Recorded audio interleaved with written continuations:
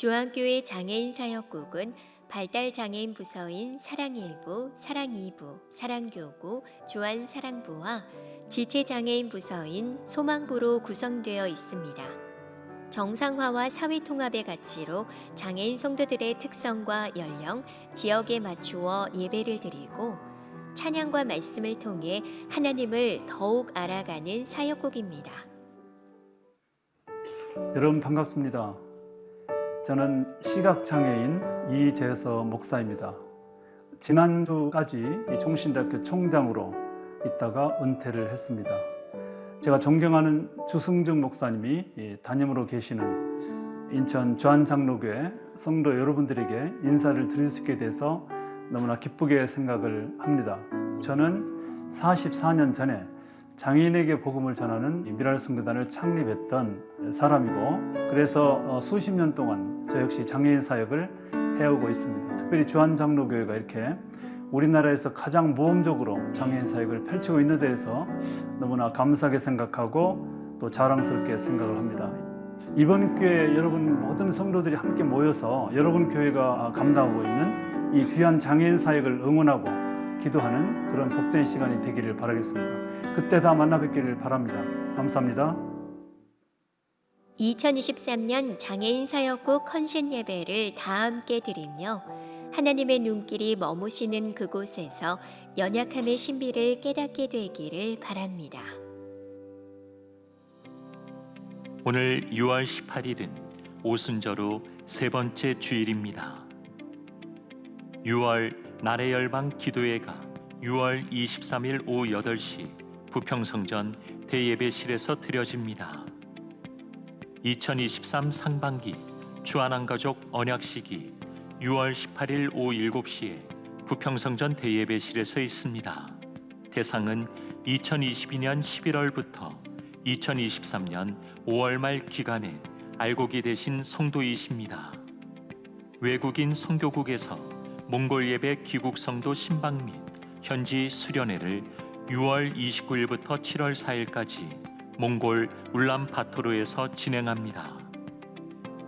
직장인 구역장 성경 공부가 6월 23일 오후 7시에 부평성전 주안빌딩 2층 예배실과 주안성전 1층 소예배실에서 있습니다. 우리 삶 속에 함께 살아가고 있는 탈북민 정착과 지원을 위해 햇보리쌀을 6월 18일과 25일 부평성전 정문, 후문, 주차장 앞과 주안성전 로비에서 판매합니다. 장애인 사역국에서 여름 수련회 봉사자를 모집합니다. 교육국 여름 사역 일정이 나왔습니다. 성령 충만한 여름 성경학교와 수련회가 되도록 기도해 주시기 바랍니다. 청소년 3부 드러머, 앞바랑 놀이터, 원목 북선반 만들기 참여 가족, 예비 부부, 신혼부부 교육 참여 커플을 모집합니다. 지금까지 교회 소식이었습니다. 이외의 교회 소식은 주보를 참조하시기 바랍니다. 이제 다 함께 일어나셔서 하나님께 찬송하며 예배 드리겠습니다.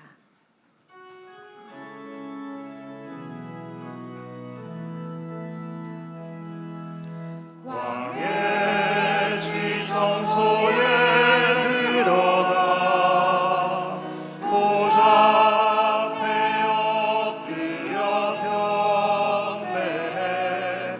왕의 지성소에 들어가 주의 영광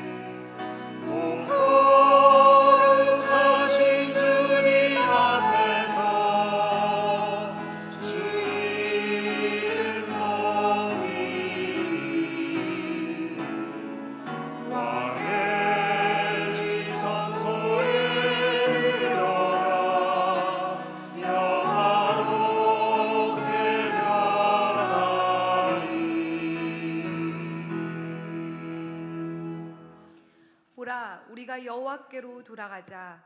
여호와께서 우리를 찢으셨으나 도로 낫게 하실 것이요 우리를 치셨으나 싸매어 주실 것임이라. 여호와께서 이틀 후에 우리를 살리시며 셋째 날에 우리를 일으키시리니 우리가 그의 앞에서 살리라. 아멘.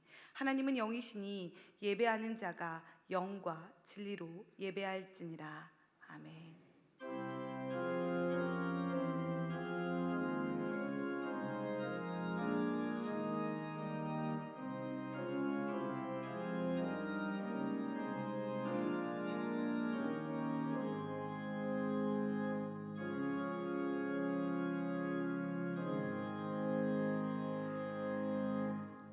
수고하고 무거운 짐진 자들아 다 내게로 오라 말씀하신 주님, 그 사랑의 초청에 응답하여 주님께로 나아갑니다. 예배하는 이 시간 우리가 안고 온 모든 걱정과 근심, 인생의 무거운 짐이 다 떠나가게 하옵소서. 오직 믿음으로 하나님만 바라보며 영과 진리로 예배하게 하옵소서. 그래서 이곳에 모인 주의 자녀들이 주님 주시는 기쁨과 평안으로 가득 채워지게 하옵소서. 예수님의 이름으로 기원합니다. 아멘. 이제 우리 다 함께 주 안의 기도를 드리겠습니다. 우리가 자비하신 하나님께 나아갈 때 하나님께서는 두 팔 벌려 우리를 안아주시고 우리의 모든 상처와 질병과 죄책감과 죄악을 받아주십니다. 우리를 사랑하신 하나님께 수고하고 무거운 짐을 내려놓읍시다.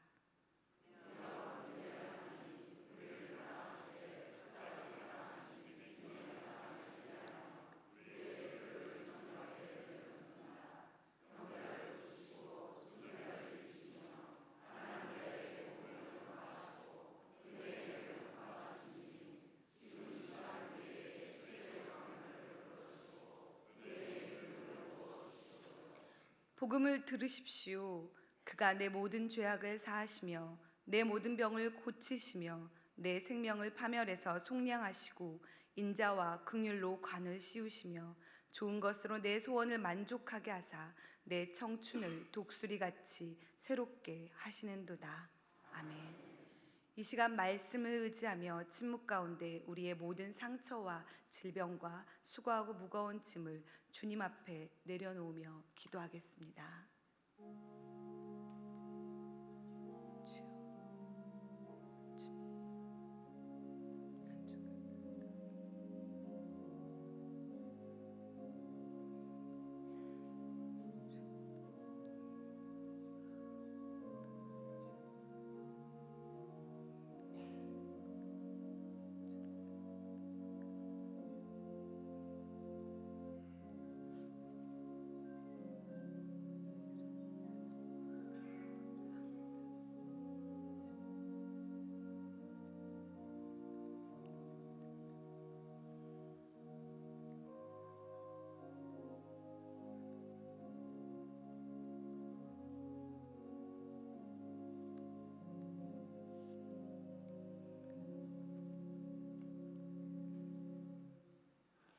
여기 우리에게 주시는 하나님의 위로의 말씀이 있습니다.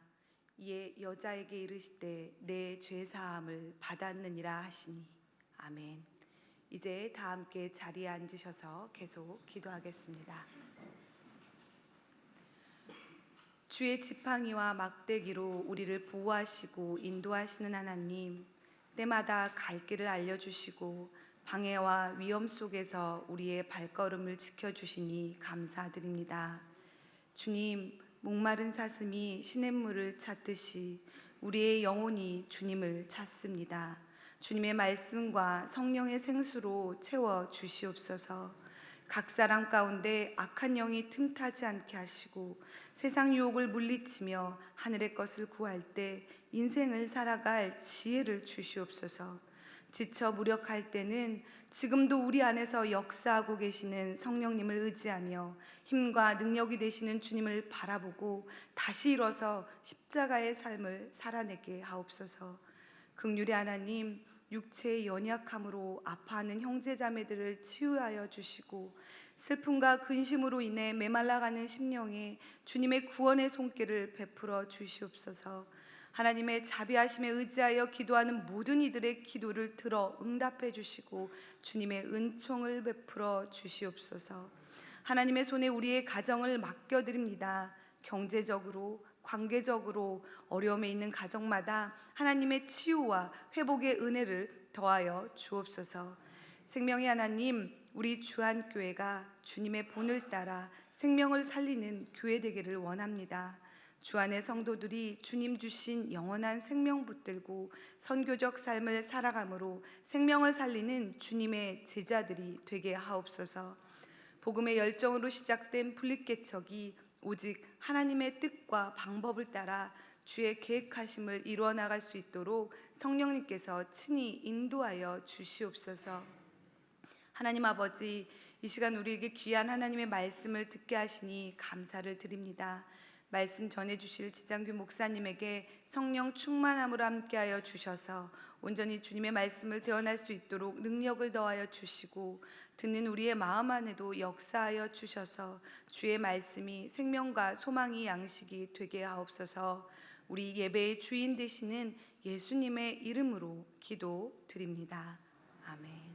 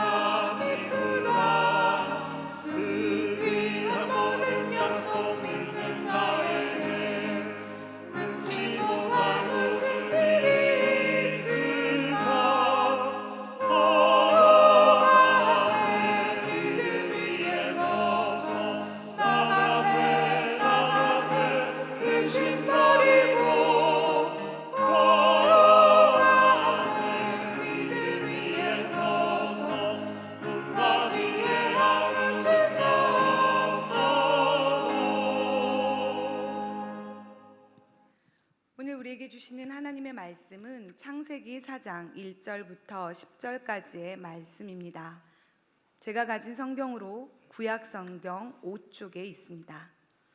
이제 하나님의 말씀을 봉독하겠습니다. 이 말씀을 봉독할 때 살아계신 하나님의 음성을 다 함께 들으실 수 있기를 바랍니다. 하나님의 말씀입니다.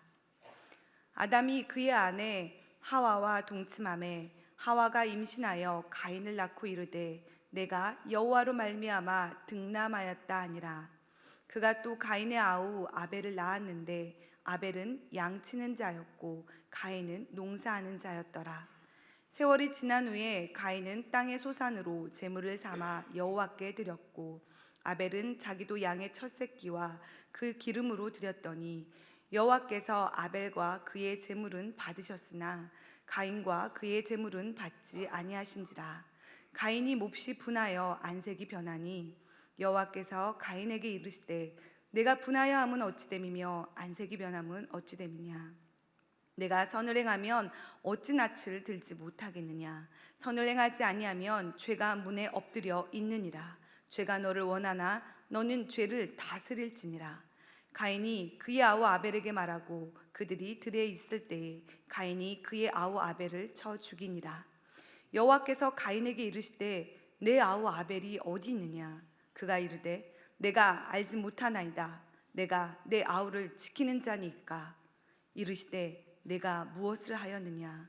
내 아우의 핏소리가 땅에서부터 내게 호소하느니라. 아멘.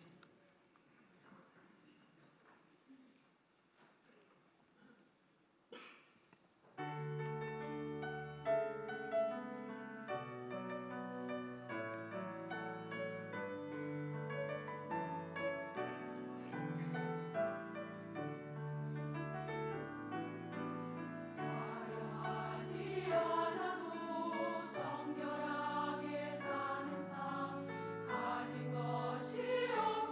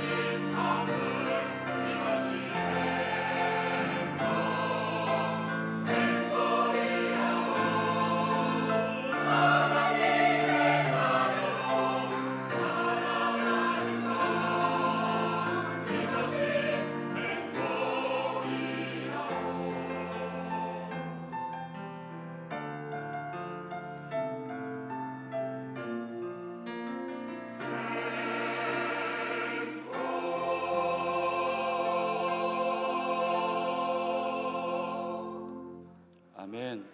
우리 하나님께 영광의 박수 한번 올려드리겠습니다. 하나님의 자녀로 살아가는 것이 가장 큰 행복인 줄 믿습니다. 옆에 분하고 이렇게 인사했으면 좋겠습니다. 당신을 만난 것도 행복입니다. 예, 목소리가 멋있었죠? 예, 광고 하나 하겠습니다. 예, 우리 새터민 햇빛 공동체에서 보리쌀을 판매하고 있습니다. 예, 마감 임박입니다.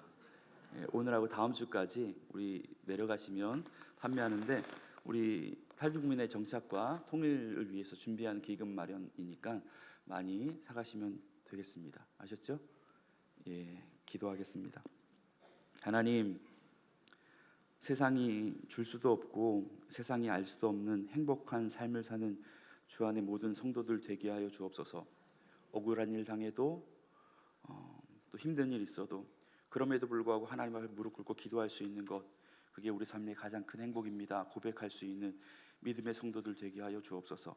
하나님, 근데 무엇보다도 부족한 우리를 택하여서 너는 내 자녀라고 부르신 하나님의 그 음성, 그것이 가장 큰 행복임을 고백할 수 있는 귀한 믿음의 하루 될 수 있도록 주님 역사하여 주옵소서. 예배를 하나님 드립니다. 말씀을 듣겠습니다.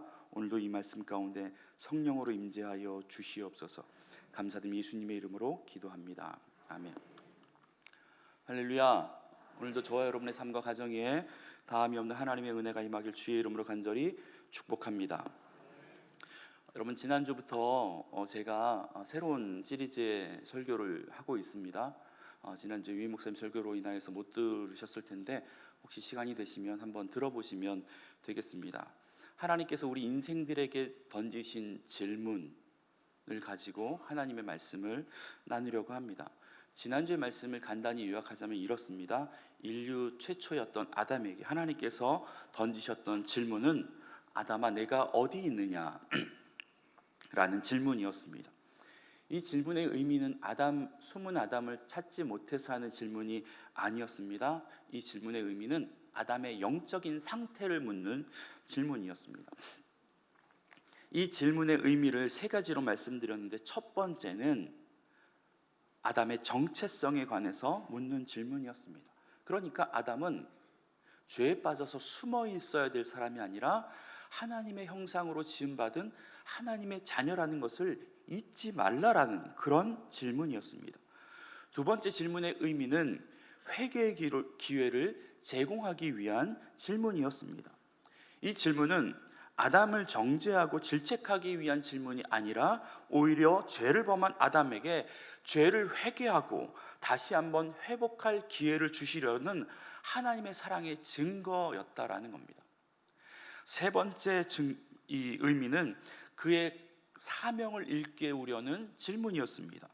하나님께서 자기의 형상대로 만들었던 인간이기에 하나님의 뜻과 하나님의 계획을 그 인간에게 맡기셨는데 너가 지금 그 사명의 자리에 있느냐라는 것들을 확인하는 질문이었습니다.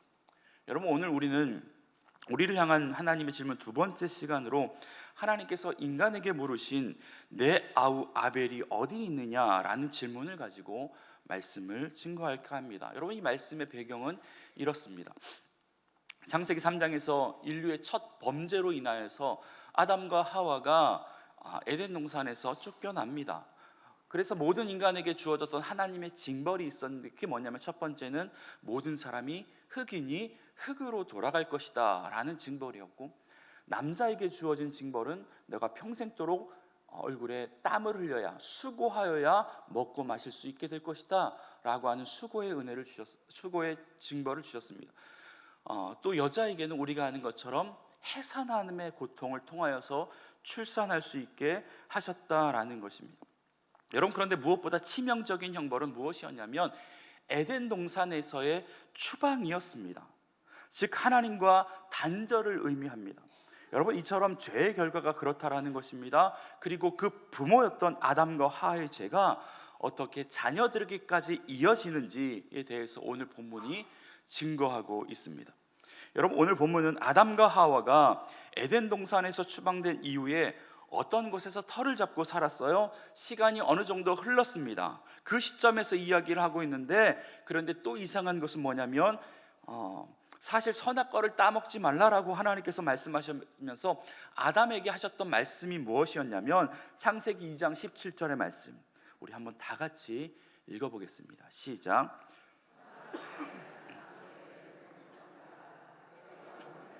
반드시 죽으리라 하시니라. 아멘. 여러분, 선악과를 따먹으면 어떻게 된대요? 반드시 죽는데요. 여러분, 그런데 지금요, 아담이 죽었습니까? 그렇지 않습니다.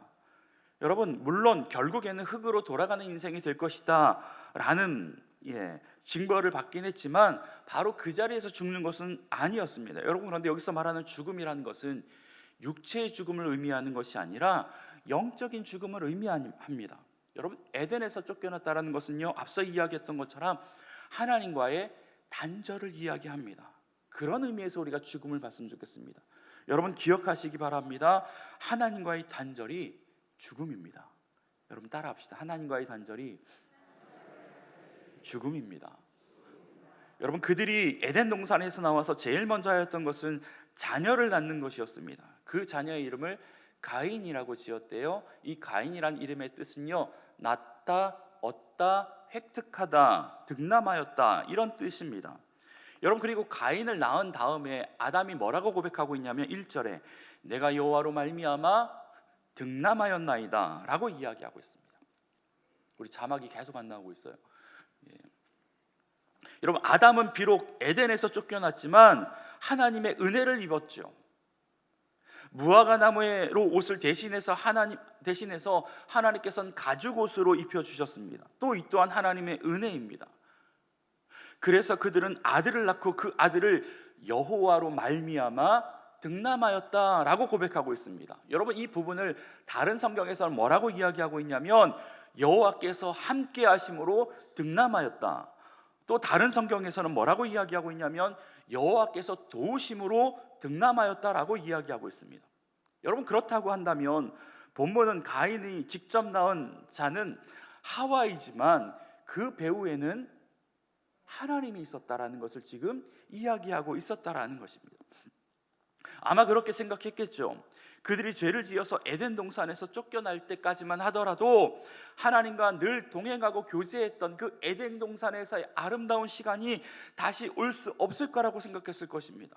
여러분, 그런데 그들에게 비록 에덴 동산에서 쫓겨났지만, 그래서 에덴 동산같이 아름다운 땅은 아니지만 그래도 여전히 하나님께서 우리를 기억하고 계셨다라는 것을 그들이 알았을 것이고, 그와 함께 하심을 통하여서 내가 아들을 얻게 되었다라고 하는 일종의 신앙 고백을 지금 하고 있다라는 것입니다. 그리고 그들은 지금 자녀를 낳는 행위가 그냥 자연적인 출산이 아니라 하나님께서 하와에게 내가 자식을 낳을 것이며 라고 약속하셨던 언약의 성취라는 개념에서 그 자녀를 이해했습니다. 여러분, 그래서 하나님으로 말미암아 내가 득남하였습니다 라고 고백하고 있다라는 것입니다. 근데 더 중요한 건 뭔지 아십니까? 하나님께서 그들의 자식을 통해서 사단과의 싸움에서 승리할 메시아가 나올 것이다 라고 창세기 2장에서 이미 약속해 주셨는데 그 약속이 지금 성취되어지는구나 라고 생각했던 것 같아요. 창세기 3장 15절의 말씀, 내가 너로 뱀으로 말미암아 여자의 원수가 되게 하고 내 후손도 여자의 후손과 원수가 되게 하리니 여자의 후손은 내 머리를 상하게 할 것이요 너는 그의 발꿈치를 상하게 할 것이니라. 여러분, 얼마나 감사했겠습니까?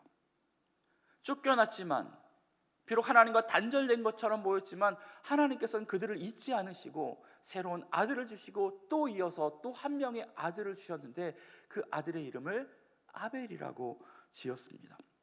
여러분, 이 아벨의 뜻은요 히브리어로 헤벨입니다. 비슷하죠? 이 헤벨은 숨쉬다 혹은 증발하다 라는 뜻이라고 합니다. 여러분, 그러니까 이 아벨이라는 이름의 뜻은 내쉬는 순간 사라져버리는 숨과 같다라는 거예요. 아침 햇살이면 없어지는 안개와 같다라는 것입니다.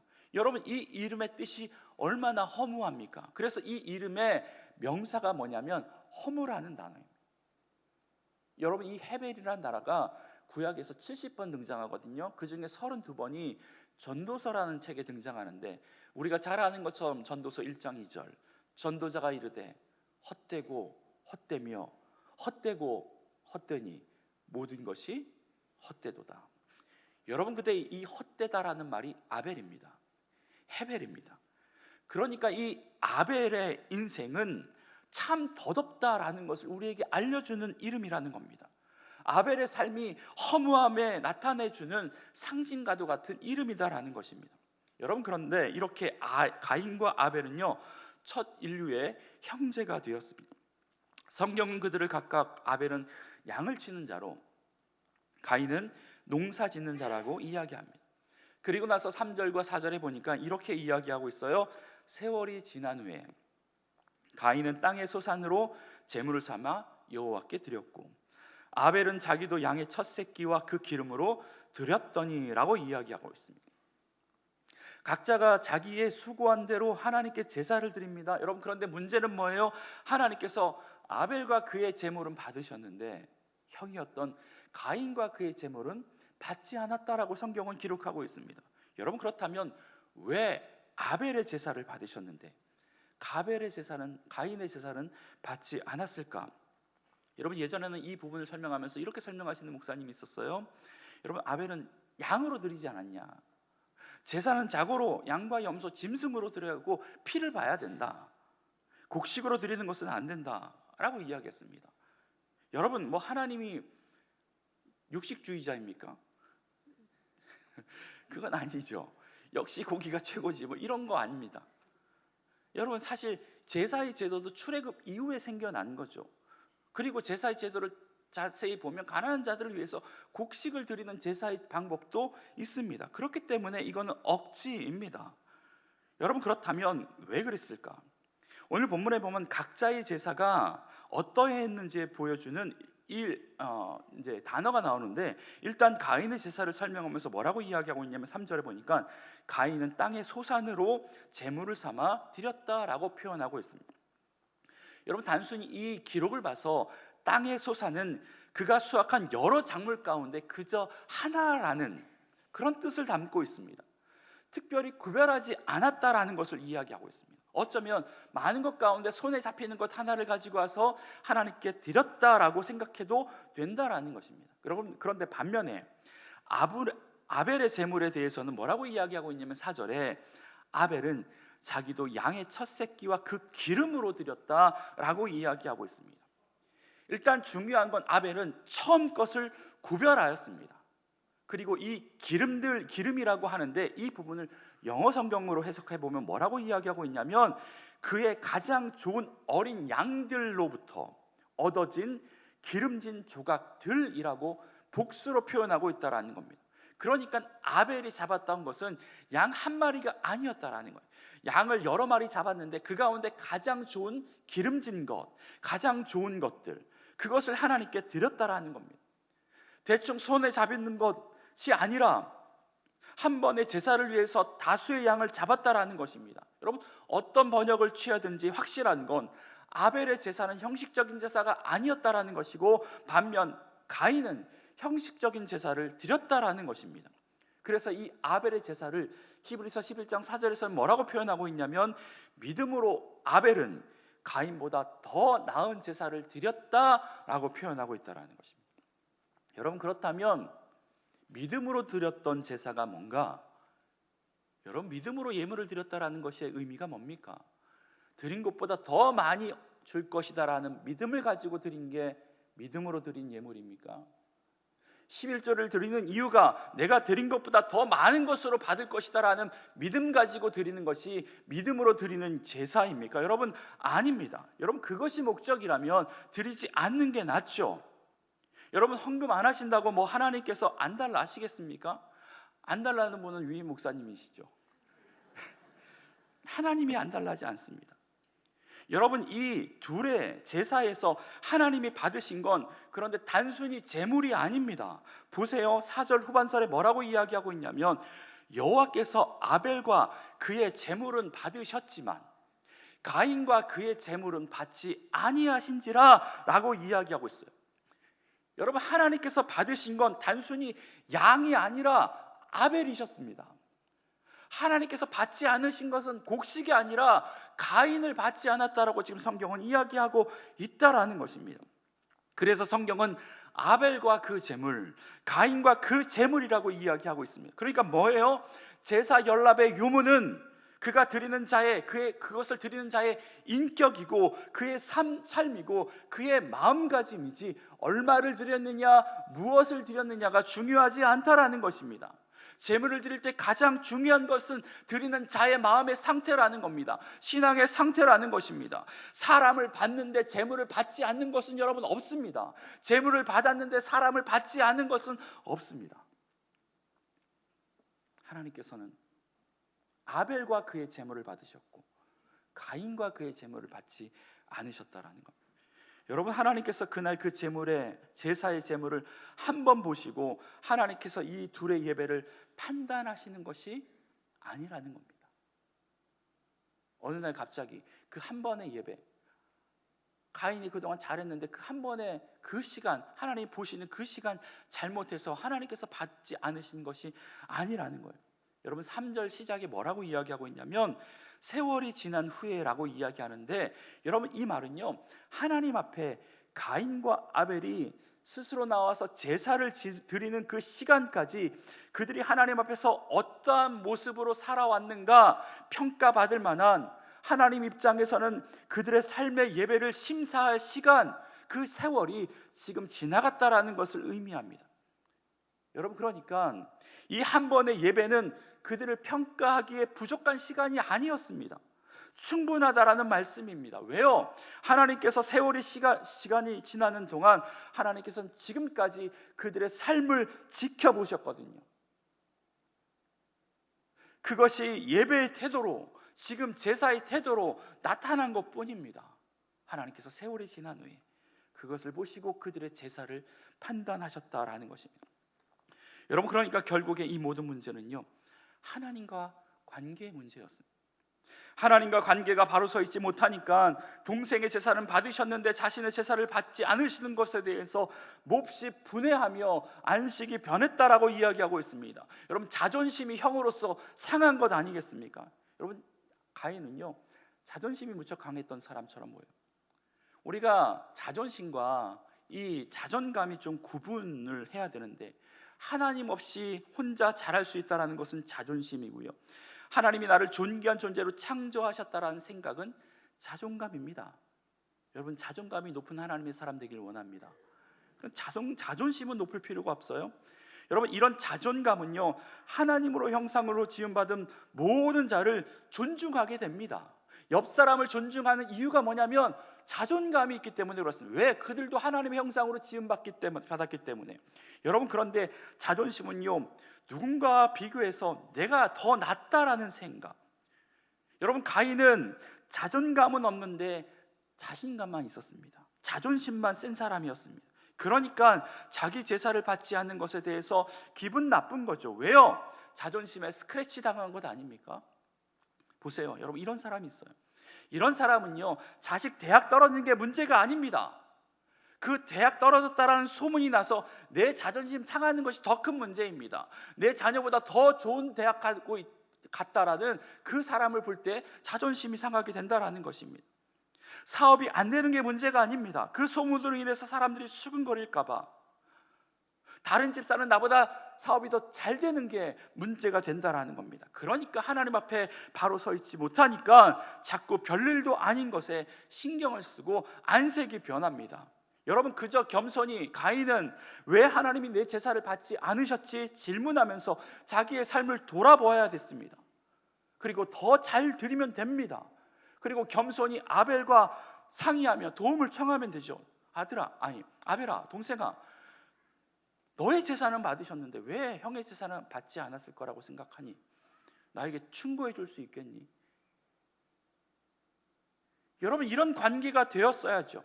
겸손히 아벨에게 도움을 청하고 함께 다시 제단을 쌓았다면 분노도 사라지고 하나님이 더 큰 소망으로 그를 이끄셨을 것입니다. 여러분, 그런데 가인은요, 그 알량한 자존심 때문에 그것을 거부한 것 아니었습니까? 여러분, 여럿이 일하다 보면 이런 사람이 얼마나 신경 쓰입니까? 자기 얼굴에 하루에도 몇 번씩 자기네 기분을 써갖고 다니는 사람이 있어요. 나 지금 기분 나쁘다고, 나 오늘 아침에 좋은 일 있었다고. 딱 봐도 이분이 오늘 괜찮은 기분이구나, 그렇지 않구나. 여러분, 그분과 일하는 게 얼마나 짜증납니까? 얼마나 신경 쓰입니까? 여러분, 가인은 얼굴이 굳어질 정도로 자신의 감정을 다스리지 못했고, 그로 인해서 결국 동생을 들로 불러서 결국에 쳐 죽입니다. 여러분, 성경이 기록하고 있는 인간 사이의 첫 죽음은 자연사가 아니라 타살이라는 점, 얼마나 충격적입니다. 근데 그것보다 더 충격적인 것은 그 죽음이 형제간에 의한 타살이라는 점입니다. 여러분, 그때 동생을 쳐 죽인 가인에게 하나님께서 이렇게 질문합니다. 내 아우 아벨이 어디 있느냐? 여러분, 이 질문 역시 하나님께서 아벨이 어디 있는지 모르셔서 했던 질문이 아닙니다. 가인이 죽였다는 사실을 몰라서 질문한 게 아닙니다. 아벨의 시체가 어디 있느냐, 지금 이것을 묻는 게 아닙니다. 지난주에 말씀드렸듯이 하나님은 모든 것을 아시는, 전지하시는 분이셨고, 그리고 어느 곳에나 계시는 무소부재하신 분이십니다. 그렇다면 왜 하나님께서는 가인에게 내 아우 아벨은 어디 있느냐라고 물으셨을까? 이 질문의 의미가 뭘까? 잠깐만 좀 살펴보겠습니다. 여러분, 이 질문의 목적은 다른 것이 아닙니다. 다른 사람과의 관계를 돌아보라는 목적의 질문이었습니다. 그러니까 이런 뜻이에요. 내가 죽인 아벨과 너의 관계를 잊었느냐? 너의 손에 죽은 아벨이 너에게 있어서 어떤 사람인지 너가 잊었느냐? 알지 못하느냐? 이런 질문이었다라는 것입니다. 여러분, 지난주에 하나님께서 아담에게 하셨던 질문, 아담아 내가 어디 있느냐라는 이 질문은 하나님과 인간 사이의 관계에 대한 질문이었다면, 오늘 이 질문은 인간과 인간 사이의 관계에 대해서 기억하라는 의미의 질문이라는 겁니다. 여러분, 가인과 아벨의 사이는 어떤 사이입니까? 형제지간 아니에요? 사실 2절에서 아벨의 출생에 관해서 기록하는 성경은 아벨을 표현하기를 뭐라고 표현하냐면, 아담이 둘째 아들 아벨을 낳았다라고 이야기하지 않고 가인의 아우 아벨을 낳았다라고 이야기하고 있습니다. 여러분, 이렇게 말한 의도가 분명히 있어요. 여기서 말하는 아우라는 말은 히브리어로 아흐입니다. 이것도 비슷해요. 아우, 아흐. 이 아흐의 의미는 피와 살을 나눈 고륙이라는 뜻입니다. 여러분, 부부는 무촌이지만 사실 혈연 관계가 아니죠. 섞인 것이 아무것도 없습니다. 헤어지면 사실 남남입니다. 그런데 형제지간은 아니잖아요. 피를 섞었잖아요. 이 아으라는 단어는 단순히 혈연 관계를 넘어서 서로를 떼어놓을 수 없는 근본적인 사랑과 신뢰를 중요시하는 단어였습니다. 서로 한 몸인 것처럼 사랑하고 신뢰해야 할 존재로 태어났다라는 것이고, 창세기 기자는 의도적으로 이 둘의 관계에서 아우라는 단어를 계속해서 사용하고 있다라는 것입니다. 여러분, 그런데 보세요. 사랑하고 서로 간에 돌봐야 할 존재인데 지금 그 아우가 어디 있느냐라고 하나님께서 이 가인에게 묻고 계신 것입니다. 이 하나님의 질문에 가인이 두 가지의 대답을 해요. 첫 번째는 그가 이르되 내가 알지 못합니다 라고 질문합니다. 거짓말이죠. 여러분, 왜 알지 못합니까?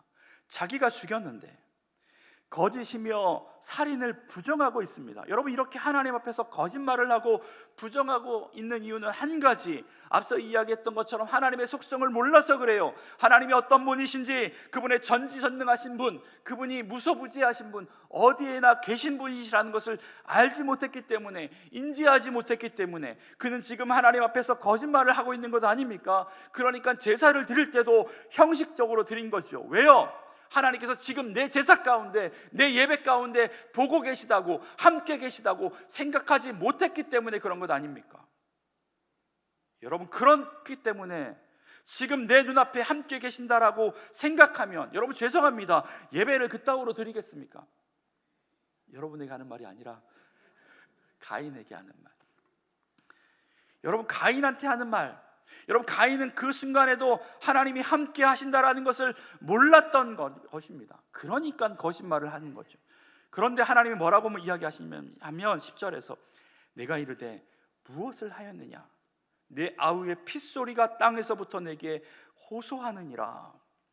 하나님께서 이미 모든 것을 다 아셨다라는 것이고, 그리고 그 땅에 호소라는 증거를 내미니까 그때 그제서야 가인이 핑계 섞인 고백을 하는데 뭐라고 고백하냐면 14절에 가인이 여호와께 아뢰되 내 죄벌이 지기가 너무 무거우니이다. 여러분 청문회 같은 거 보면 다 모른대. 그 시간에 거기 간 적이 없대요. 나는 이 사람을 알지 못한대요. 처음 본 사람이래요. 여러분 그래서 사진을 내밀고 CCTV를 내밀고 그러면 그제서야 핑계를 대죠. 아 이제 생각났대. 잠깐 지나가다 들렸대. 그때 처음 본 사람이래. 사실 그때 잠깐 들렸을 뿐이지 아무것도 안 하고 그냥 나왔대. 우연히 가다가 들렸다고. 여러분 이렇게 말을 바꿉니다. 여러분 아담도 그랬고 가인도 마찬가지잖아요. 죄가 들어오니까 핑계를 대고 거짓말을 합니다. 여러분 그런데 보세요. 핑계를 댄다고 죄가 없어집니까? 그렇지 않습니다. 거짓말도 마찬가지입니다. 오히려 하나님께서 모든 행위와 모든 은밀한 일을 선악간에 심판하신다라고 성경은 분명히 말씀하고 있다라는 것입니다. 여러분 솔직하게 하나님 앞에 고백하는 것이 살 길인 줄 믿습니다. 하나님 앞에 나오는 것이 우리가 생명을 유지할 길인 줄 믿습니다. 이거 믿으셔야 됩니다. 지금 하나님께서 내 삶의 행위를 선악간에 심판하신다라는 사실, 지금도 여전히 동행하시고 나와 함께 하시니까 하나님이 위로를 주실 뿐만 아니라 내 삶의 일거수일투족을 지켜보신다라는 사실, 그러면 우리는 하나님 앞에 코람되어 하나님 앞에 늘 서 있는 것처럼 살아갈 수 있게 될 줄 믿습니다. 두 번째 대답은요, 내가 아우를 지키는 자입니까? 였습니다.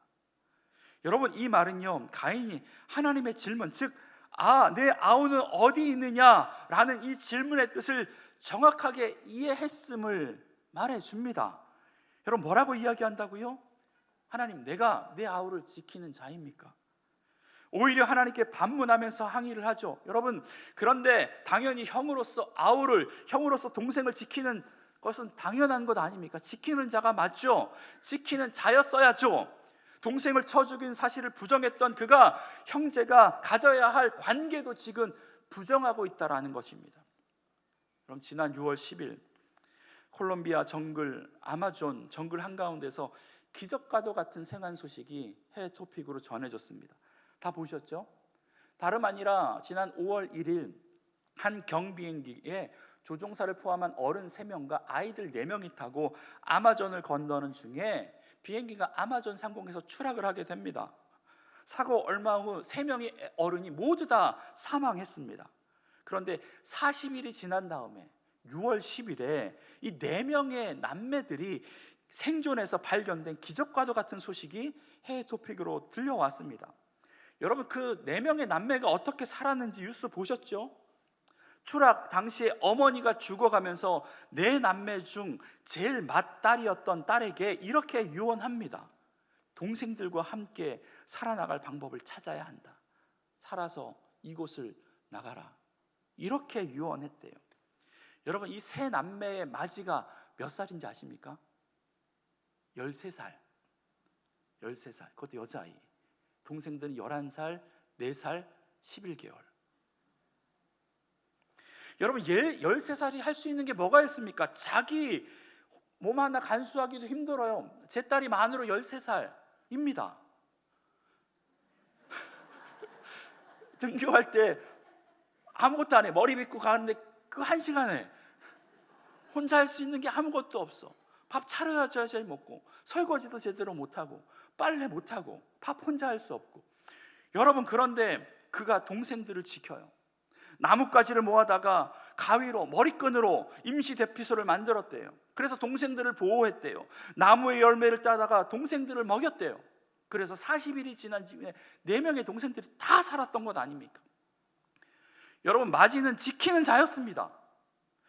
형의 자리는 더 좋은 대접, 더 많은 사랑, 더 많은 특권을 누리는 자리가 아니라 지키는 자리여야 합니다. 가인도 당연히 아우를 지키는 자여야 했습니다.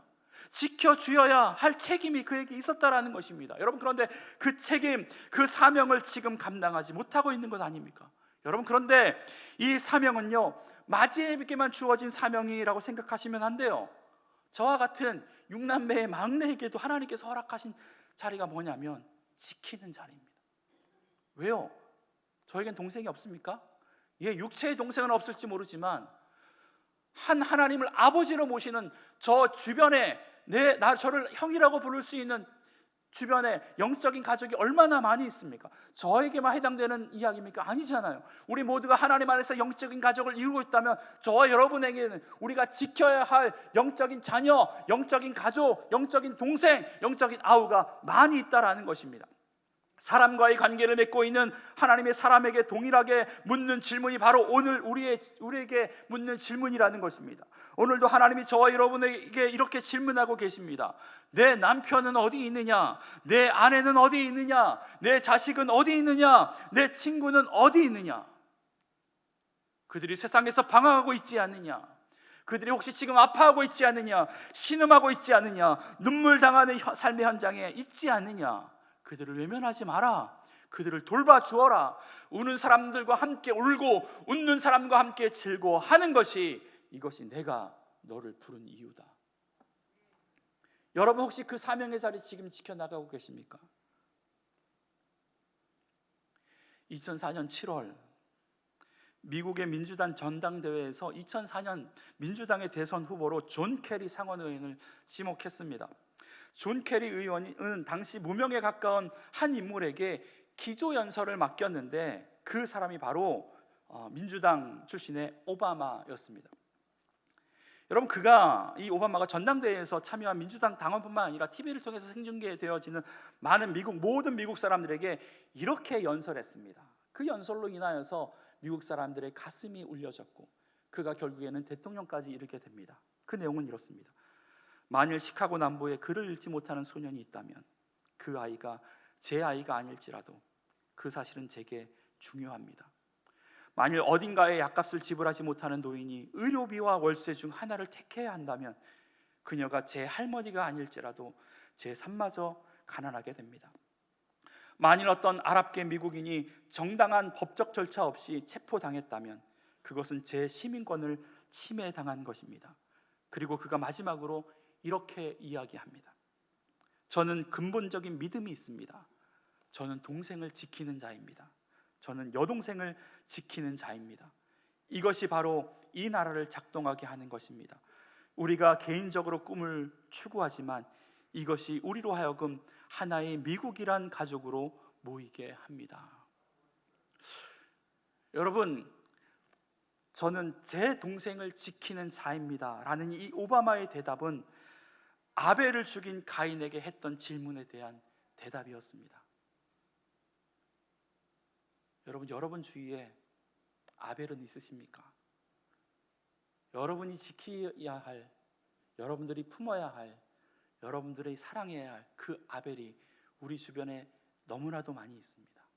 우리 시간 잠깐 눈을 감고 좀 묵상했으면 좋겠습니다. 제가 하는 질문에 여러분 한번 스스로 소리나지 않게 스스로에게 대답해 보세요. 여러분, 혹시 미워하는 분 계십니까? 혹시 주변에 아파하는 분 계십니까? 죽어가는 분이 계십니까? 애통하는 분이 계십니까? 그렇다면 그들이 여러분의 아벨입니다. 우리가 지켜야 할 자입니다. 내 아벨이 어디 있느냐? 내가 미워하는 그들이 어디 있느냐? 내가 사랑해야 할 그 사람들이 어디 있느냐? 내가 지켜야 할 그들이 어디 있느냐? 주위를 돌아보고 그들을 살리라고, 그들을 지키라고 하나님이 저와 여러분을 이 자리에 불러주신 줄 믿습니다. 우리 한 주간 세상에 나아가 하나님께서 만나게 하신 우리의 아우가도 같은 아벨을 사랑으로 섬겨나가며 하나님께서 주신 은혜와 사랑을 그들에게 흘러보낼 수 있는 귀한 믿음의 성도들 되길 주의 이름으로 간절히 축복합니다. 기도하겠습니다. 하나님, 우리에게 많은 믿음의 형제들, 이웃을 주셨는데 그들이 우리의 형제임을 알게 하시고 그 아파하는 그들을 주의 사랑으로 돌보는, 지키는, 사랑하는 그리스도의 신실한 일꾼들 되게 하여 주옵소서. 그래서 우리를 통해서 하나님 나라가 확장될 수 있도록 주님, 우리에게 역사하여 주시옵소서. 예수님의 이름으로 기도합니다.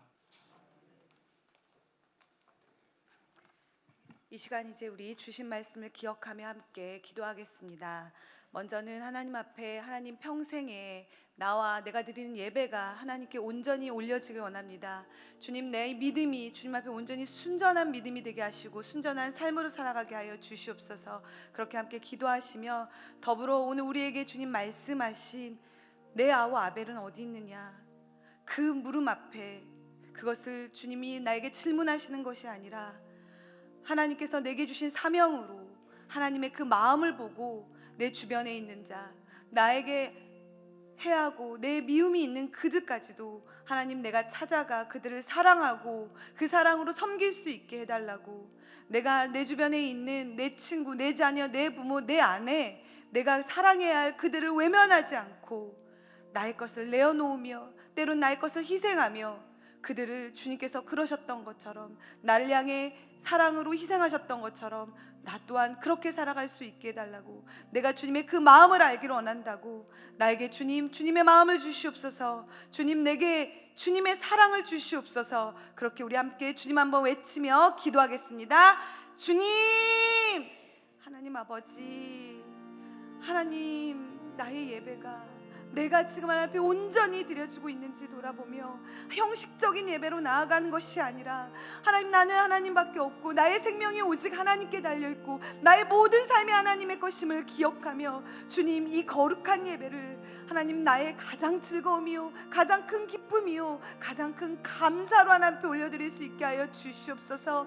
하나님, 그렇게 주님, 내가 하나님의 사람이 되길 원합니다. 그렇게 내가 하나님의 마음을 온전히 아는 자가 되길 원합니다. 그로 말미암아 하나님, 하나님께서 주신 그 사랑을 가지고 세상으로 나아가길 원합니다. 그저 사랑받고 그 사랑 가운데 누리며 사랑만 기뻐하는 자가 아니라 하나님 주신 사랑으로 하나님, 내 주변에 있는 아벨을 살필 수 있게 도와주시옵소서. 하나님, 울고 있는 자, 아파하는 자, 힘들어하는 자, 그것들이 오직 그들만의 일이 아니라 하나님, 그것이 나의 문제요 나의 힘듦이요 나의 고통이 될 수 있게 하여 주시옵소서. 그저 하나님, 내 안위와 내 안락을 위해 기도하는 것이 아니라, 혹시 주님 지금도 먹지 못해, 주님 입지 못해, 하나님 누울 곳이 없어, 하나님 그리고 함께 있을 수 있는 사람이 없어, 하나님 그 두려움과 염려와 걱정 가운데 떠는 사람들이 있다면 그들을 향한 가슴 아픔을 우리에게 허락하여 주시옵소서. 주님, 그리고 우리가 이 마음만을 가지고 있는 것이 아니라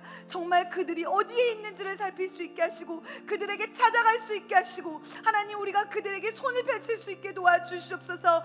내가 가진 것이 있다면 주님 아까워하는 것이 아니라 나눔으로 말미암아 그들이 살 수 있도록, 하나님, 그들의 생명을 얻을 수 있도록, 그들이 일어설 수 있도록, 그들이 이제 내가 소망이 생겼다고 말할 수 있도록 주님, 예수님이 오셔서 우리에게 그렇게 생명이 되어주시고 살 길을 열어주셨던 것처럼, 소망의 길이 되어주셨던 것처럼 우리가 그렇게 살아갈 수 있게 하여 주시옵소서. 주님, 그 길을 쫓아 살아갈 수 있게 도와주시옵소서. 그래서 우리 주변에는 주님, 죽어가는 아벨이 없게 하여 주시옵소서. 울며 떠는 아벨이 없게 하여 주시옵소서. 우리 주변에는 주의 사랑으로 모두가 주님 기뻐하며 감사하며 가난한 자가 사라질 수 있게 하여 주시옵소서. 이어서 긴급기도 제목을 가지고 병자들을 위해 함께 기도하겠습니다. 류미진 권사님, 피부암 초기 진단을 받아 6월 22일 수술 예정입니다. 얼굴에 흉터가 많이 남지 않고 재발되지 않도록 깨끗이 치료되게 해주시고 무엇보다도 주를 향한 믿음과 평안을 더하여 달라고 기도해 주십시오. 박난진 집사님, 캐나다에서 정강이 뼈가 부러져 수술하게 되었는데 그 치료의 모든 과정을 주님께서 함께하여 주셔서 수술이 잘 되고 사고 처리와 보상 또한 순조롭게 처리되어 한국으로 잘 돌아올 수 있도록 기도해 주십시오. 김경자 집사님, 6월 20일에 뇌동맥류 수술을 합니다. 중요한 신경이 지나가는 자리로 무척 까다로운 수술인데 주님께서 도우시어 안전하게 수술되고 치료되도록 기도해 주십시오. 안성민님, 불신자입니다. 방광암 초기 진단을 받고 수술했는데 3개월 후에 10개의 암종양이 재발견된 상태입니다. 7월 11일에 있을 수술이 잘 되게 하시고 암이 근육에 전이되지 않도록 완쾌될 수 있도록 이 일을 통해 온 가족이 예수 그리스도를 알고 구원받는 계기가 될 수 있도록 기도해 주십시오. 조장석 성도님 췌장선종 제거 수술로 2달 넘게 입원 치료 중인데 아직도 위와 대장의 기능이 회복되지 않아 고통 중에 있다고 합니다. 주님께서 치유해 달라고 우리 6분을 위해 기도하고 또한 우리 각자 연약한 부분에 손을 얹고 가족들 가운데 병든 자가 있다면 그들을 위해서 다 함께 치유하신 하나님을 의지하며 주님 한번 외치며 통성으로 기도하겠습니다.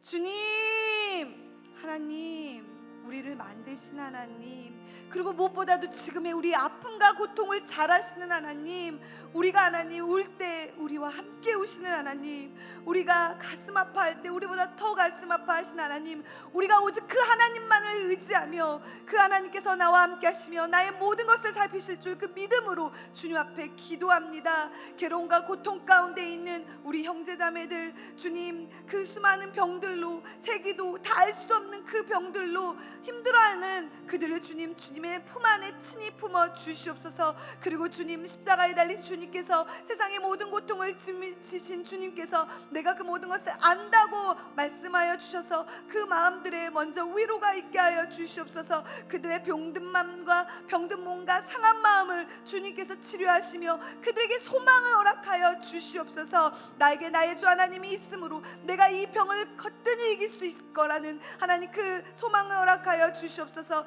구주 예수 그리스도의 그 이름이 그들에게 힘이 되길 원합니다. 하나님, 그들에게 믿음의 용기를 더하여 주시옵소서. 그리고 주의 말씀을 의지할 때 주의 말씀으로 고쳐 주시옵소서. 주의 손길이 한 곳 한 곳 그들의 연약함을 만져주사 깨끗게 되고 치유되게 하여 주시옵소서. 주님, 주님께서는 하나님 수많은 병자들이 주의 옷깃에만 손을 닿을 때도 주님께서 치유하시며 그들을 죄까지 사하여 주셨습니다.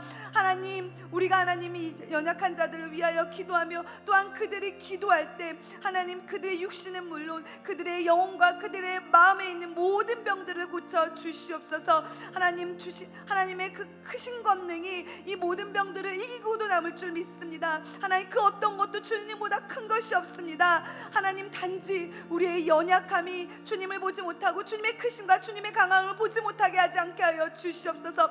우리의 눈을 열어 주시옵소서. 우리의 마음을 열어 주시옵소서. 그리고 하나님, 우리의 손을 굳건히 붙잡는 주님의 손을 붙잡게 하여 주시옵소서. 하나님, 그 손이 우리를 놓지 않고 계심을, 하나님께서 우리의 이름을 주의 손에 하나님 새기셨음을, 그 마음에 우리가 있음을 기억하게 하여 주셔서 주님 앞에서 평안함으로 하나님 치료받을 수 있게 하여 주시옵시고 그들의 모든 치료의 손에 닿는 가정 가운데서 하나님께서 함께 하여 주셔서 하나님 지혜를 더하여 주시옵소서. 치료자들에게 주님께서 능력을 더하여 주시옵소서. 그런데 하나님, 그 모든 것이 그 뒤에 하나님이 계셨음을 우리가 또한 보고할 수 있게 하여 주셔서 모든 영광 하나님께 돌리게 하시고 하나님, 이것을 하나님 우리가 주변의 많은 자들에게 증거하며 믿음의 증인으로 살 수 있도록 도와주시옵소서. 하나님, 주님만을 의지합니다. 주여 함께 하여 주시옵소서.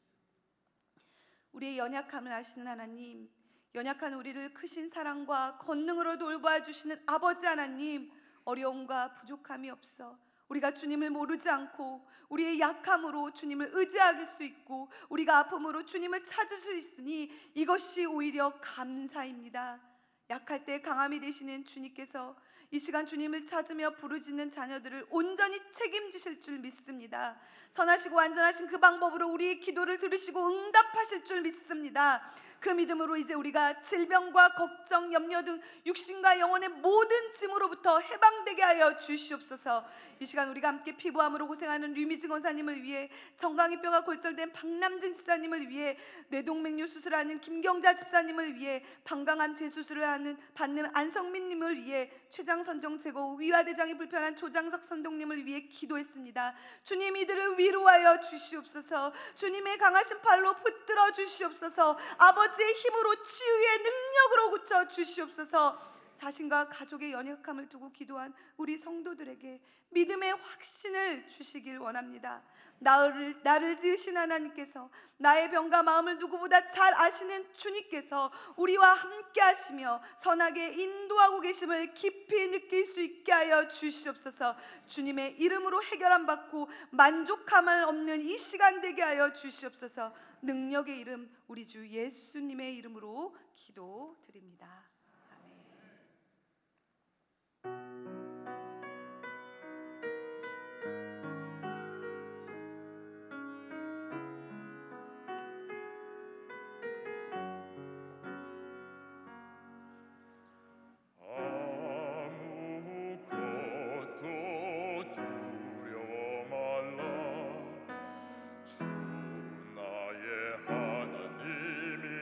지켜주시네. 놀라지 마라, 겁내지 마라. 주님 나를 지켜주시네. 아무것도 두려워 말라. 주는 너의 하나님이 지켜주시네. 놀라지 마라, 겁내지 마라. 주님 나를 지켜주시네. 내 맘이 힘에 여워 지칠지라도 주님 나를 지켜주시네. 세상의 험한 풍파 몰아칠 때도 주님 나를 지켜주시네.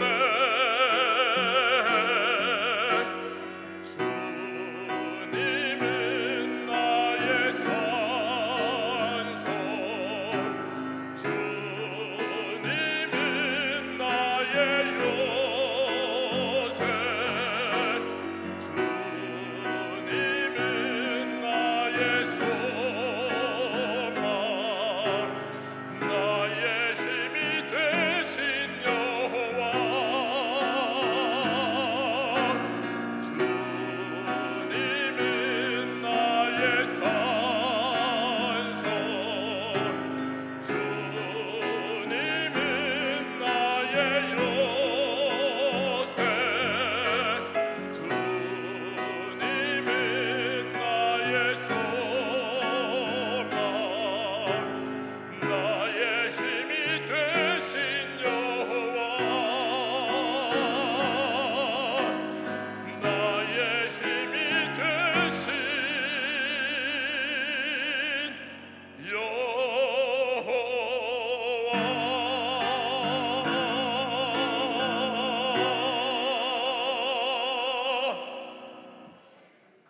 이제 다 함께 일어나셔서 봉헌송 50장 1절을 부르시며 하나님께 봉헌하겠습니다.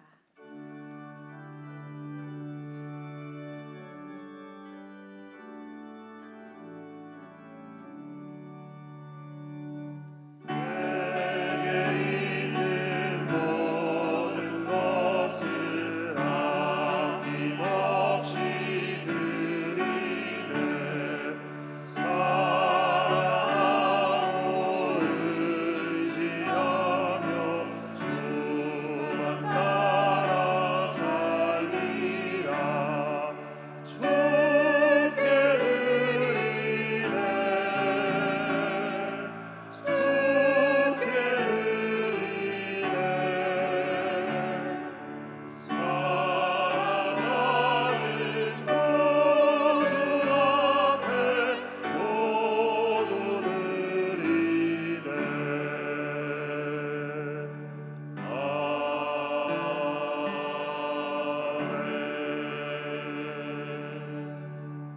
하나님, 오늘도 우리를 구원의 자리에 이끌어 주셔서 예배할 수 있도록 은혜 주셔서 감사합니다. 하나님, 우리를 사랑하시고 우리를 구원해 주신 그 하나님의 사랑에 응답하여 하나님 귀한 예물을 드립니다. 하나님, 우리의 예물이 아벨이 믿음으로 드렸던 그 예물 될 수 있도록 주님 역사하여 주옵소서. 구별하여 드렸사오니 하나님, 이 예물이 지금 고통당하고 있는 아벨과도 같은 사람들에게, 지금도 여전히 신음하고 있는 우리의 이웃들에게 아름답게 쓰여지는 귀한 예물 될 수 있도록 주님 역사하여 주시옵소서. 이들이 드리는 이 예물을 통하여서 하나님 나라가 확장되어지게 하여 주시고, 특별히 더 많은 것들을 주님을 섬기며 나아갈 때조차도 하나님 더 넉넉하게 되어지는 풍요로움을 하나님 허락하여 주시옵소서. 그래서 드림으로 얻을 수 있는 기쁨과 즐거움에 늘 동참할 수 있는 하나님의 사람들 될 수 있도록 주님 은혜를 더하여 주옵소서. 모든 말씀 예수님의 이름으로 기도합니다. 아멘.